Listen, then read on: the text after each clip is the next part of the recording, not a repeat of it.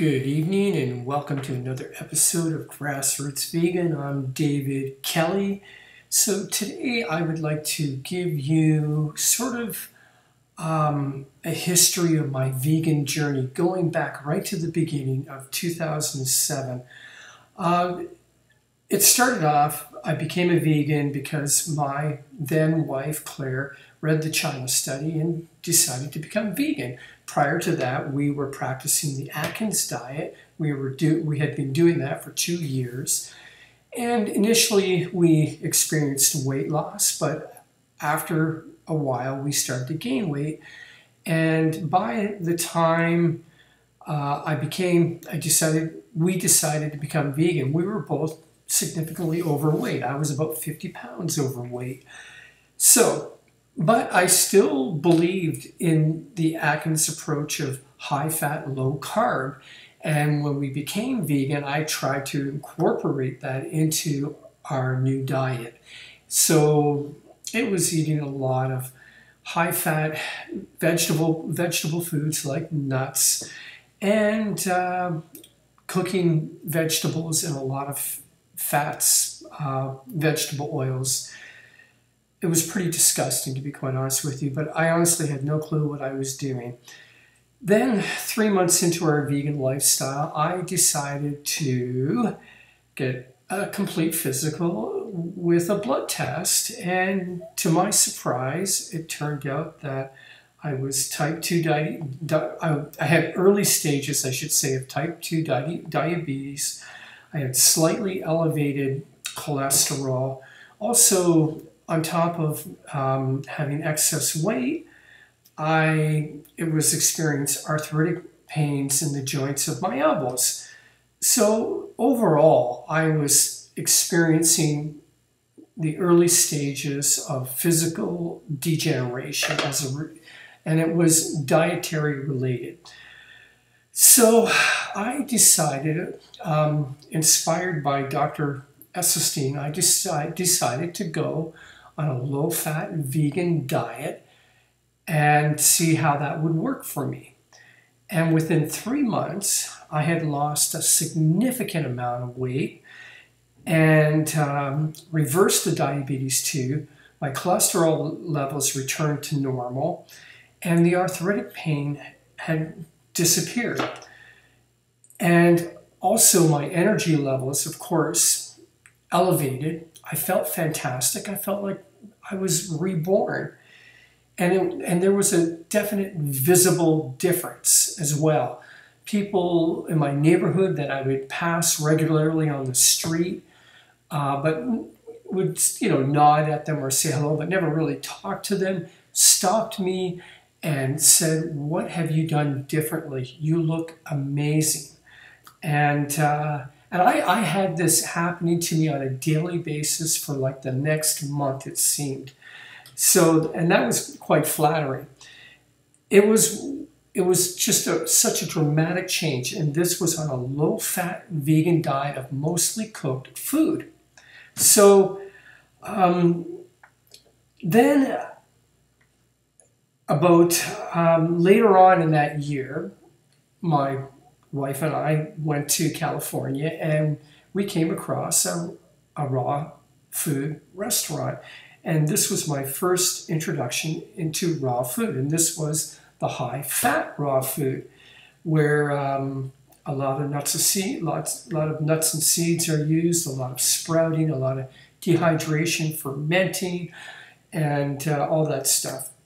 And so I started playing around with this raw food lifestyle, read some books about it, and it was all very fascinating. And I got into it as much as I possibly could.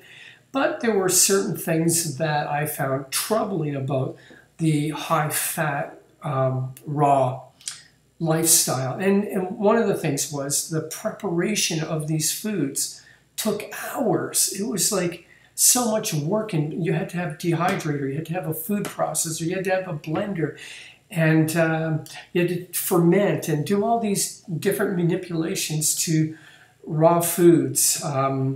And I found that to be totally impractical. Not to mention, it was an expensive way of eating as well.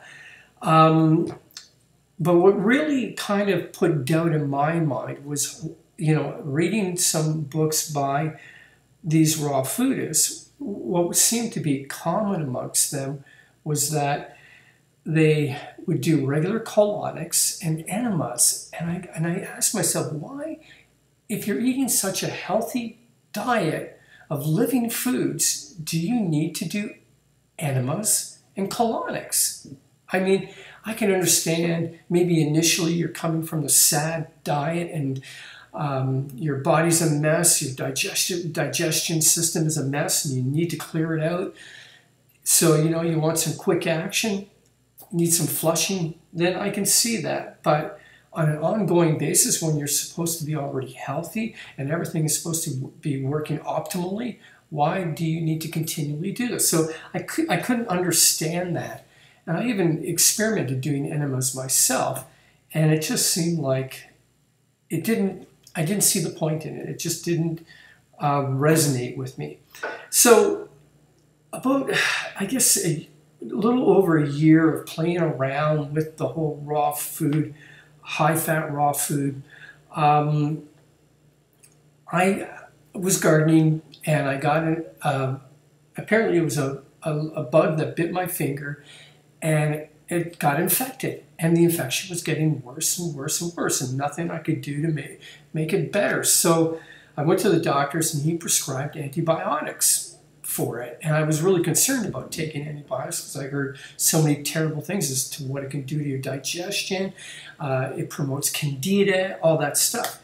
So but the infection wasn't getting better. I had to take the antibiotics. And after I completed the antibiotics, I started doing research on how to deal with just in case I had candida or anything like that.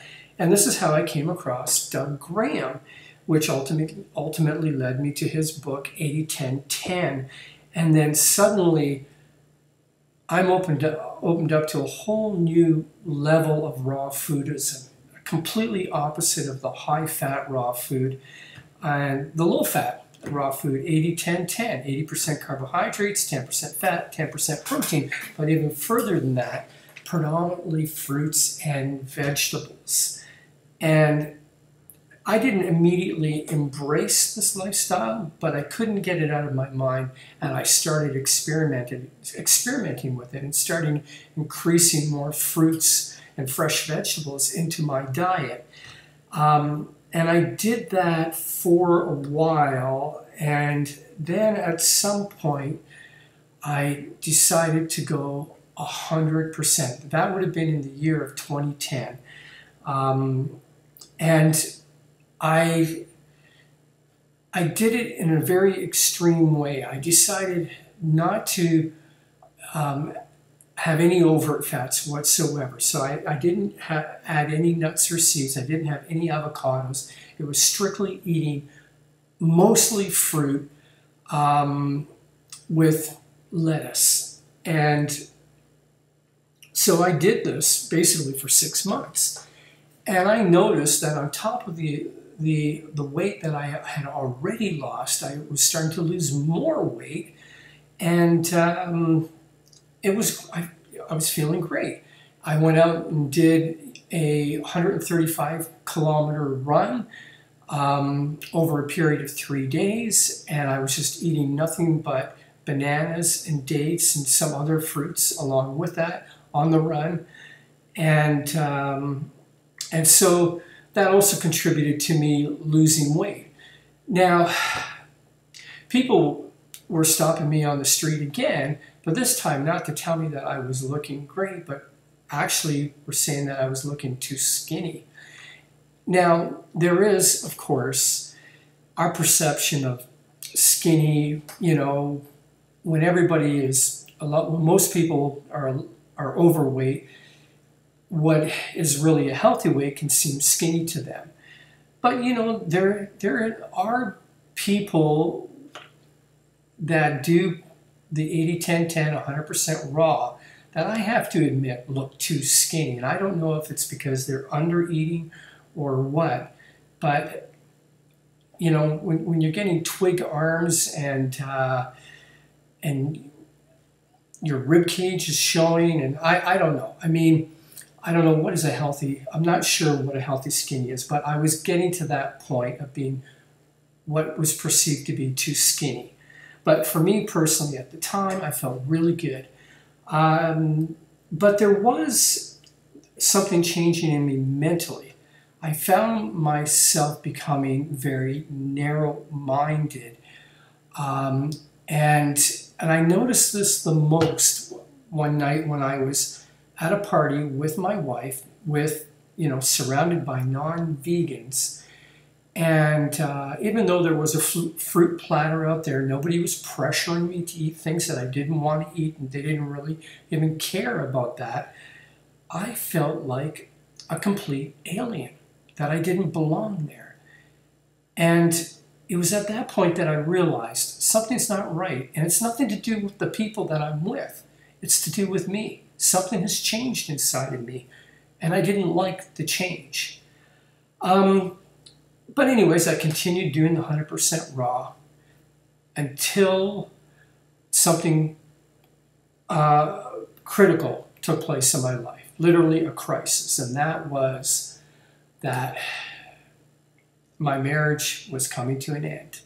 It came to me by surprise, and when it hit hard, and I tried to maintain the 100% raw afterwards, but the stress that followed with that news became so intense. It wasn't even just the emotional dilemma that I was going through, but it also became a legal issue as well, which became very stressful. And going through the process of basically legally separating is intense. And I could no longer sustain myself on this 100% raw where I still was not eating any overt fats. And that's when I decided to start eating cooked food again. So at this point, I was doing raw till 4. And that saved the day. That brought back complete balance into my life. I was able to focus, my emotions stabilized, and I was able to navigate myself, which for the next year would be a very difficult time. And I came out the other end in pretty good shape. But also going through those difficult times, I noticed I was starting to add more higher fat foods into my diet as well. And probably because they helped to insulate me emotionally. And I kind of needed that at the time. But I was also beginning to gain a little bit of weight. So that thinness that I experienced by doing 100% 80-10-10 raw with no overt fats, I was regaining that weight back again. Now, I was still at an optimal weight of what I was before I did the 100% raw, but I didn't have that same tonality. I didn't have the six-pack abs anymore, and that kind of bothered me because I really enjoyed that. But the weight gain happened to a certain point, and then it just plateaued. And I didn't gain any weight, I didn't lose any weight, I just stayed at a certain level. But so, at this point, I was continuing to do the raw to 4, but now I'm starting to think, I would like to lose that little bit of extra weight I gained, and I'm still thinking of doing 100% raw. So I was kind of going back and forth between 100% raw and raw till 4, flirting with the idea of doing 100% raw permanently, and that kind of leads me up to this point now, where I realized that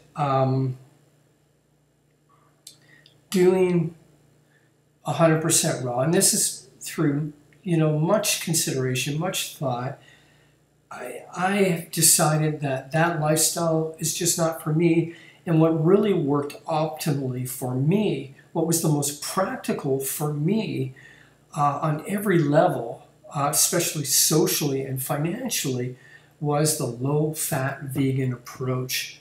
And so now where I'm at today is I am now looking, I've just ordered the book by Dr. John Mcdougall, the Starch Solution, and I want to develop a better understanding of how starch works. And this is the area that I'm focusing on now in my own personal development. So that's kind of the phase of where I'm at right now. I'm back to where I was sort of at the beginning when I started the low-fat vegan diet. What really worked best for me. And that's it. And this is where I'm going. And it's been an exciting journey, I have to say. And I'm looking forward to what follows from this. There's so much to learn. I've only just touched the tip of the iceberg. For example, in the area of hormones, I'm going to do more research in that area because I think hormones play an important and vital part in diet and weight control as well. But that's for another topic, another video. So that has been my vegan journey up until this day, and the journey continues. Have a great night. Take care.